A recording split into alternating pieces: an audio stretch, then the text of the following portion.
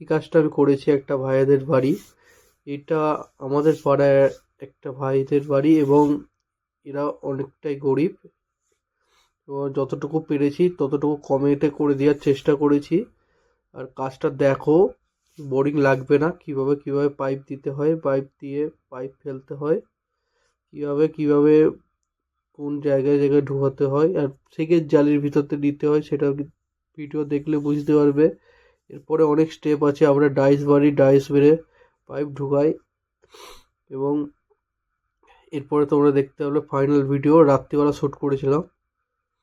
প্রত্যেক জায়গায় ডাইস মারা আছে, তোলা আছে, পাইপগুলো চাগানো আছে যাতে না পাইপের ওপরে চাপ পড়ে।